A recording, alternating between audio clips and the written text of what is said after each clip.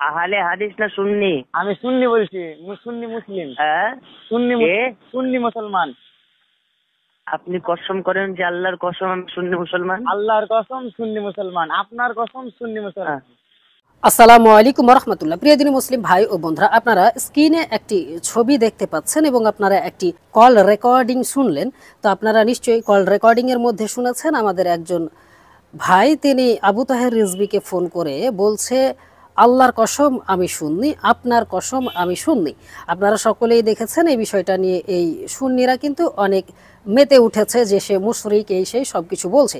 তো প্রথমত এই বিষয়টাই আমি একটা কথা বলবো যে যদি কোনো মানুষ আল্লাহ ব্যতীত অন্য কারো নামে কসম করে তাহলে অবশ্যই তার বিধান মুশরিক। আমি বলবো যে যে এই কথা বলেছে অর্থাৎ আল্লাহ ব্যতীত অন্য কারো নামে কসম করেছে, তার উচিত হবে অবশ্যই এই কথা থেকে ফিরে আসা এবং তওবা করা।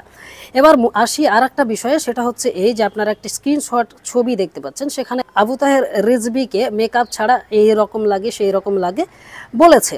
তো অবশ্যই এগুলো খারাপ কাজ। যদি কোনো আহলে হাদিস সালাফি হয়ে এগুলো করে তাহলে সে অবশ্যই প্রকৃত আহলে হাদিস বা সালাফি এখনও হতে পারেনি। কেননা একজন প্রকৃত আহলে হাদিস সালাফি কখনোই মানুষকে গালি গালাজ করবে না।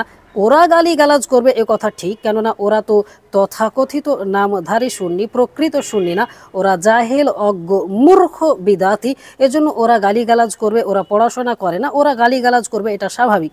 কিন্তু আপনি একজন সালাফি আহলে হাদিস হয়ে কাউকে গালি গালাজ করবেন, আসলে এটা শোভা পায় না। তো যাই হোক, আমি এ কথাই বলতে চাই যে যে এ কথা বলেছে অবশ্যই সে ভুল করেছে, অন্যায় করেছে, তাকে এ কথা থেকে ফিরে আসতেই হবে। তার এটি অনেক বড় সাংঘাতিক অপরাধ হয়েছে। সে আল্লাহ ব্যতীত অন্য কারো নামে কসম করবে কেন?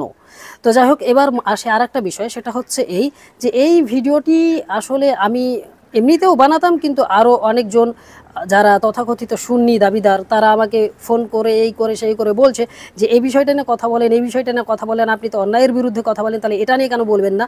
অবশ্যই আমি যেহেতু অন্যায়ের বিরুদ্ধে কথা বলি সেহেতু এটা নিয়েও কথা বলবো। এবার কথা হচ্ছে যে ওই কল রেকর্ডিংয়েই কিন্তু আবু তাহের রিজভী এত অশালীন ভাষা, অশ্লীল ভাষা, অকথ্য ভাষা ব্যবহার করে গালিগালাজ করেছে যা শোনার মতো নয়। একজন সুস্থ মস্তিষ্কের মানুষ কখনোই ওই ধরনের ভাষা ব্যবহার করতে পারে না।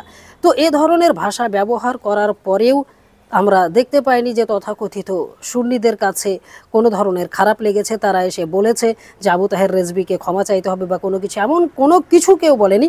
বা আবু তাহের রিজভী নিজেও কিন্তু এটা স্বীকার করেনি, বরং দায় এড়িয়ে যেতে আয়ের বাহানা দিয়ে বেরিয়ে যাওয়ার চেষ্টা করেছে। তো আমি একটা কথা বলবো, আবু তাহের রিজভী যে ভাষা ব্যবহার করে গালিগালাজ করেছে, যদি আবু তাহের রিজভী এই কথার প্রকাশ্য ক্ষমা না চায় এবং তাকে যদি এই সুন্নিরা বাধ্য না করে ক্ষমা চাইতে, তাহলে আমরা মনে করব যে সকল সুন্নিরা আবু তাহের রিজভীর এই অকথ্য অশ্লীল ভাষাকে সমর্থন করছে। এবং আবু তাহের রিজভী যদি ক্ষমা না চায় তাহলে আমরা মনে করব যে সে এই অশ্লীল ভাষা গালি গালাজগুলোকে ও একটি ভালো কাজ মনে করছে। তো যাই হোক, আপনারা সকলেই দেখতে থাকুন আসলেই তারা ক্ষমা চায় কিনা। আসসালামু আলাইকুম রহমতুল্লাহি ওয়া বারাকাতুহু।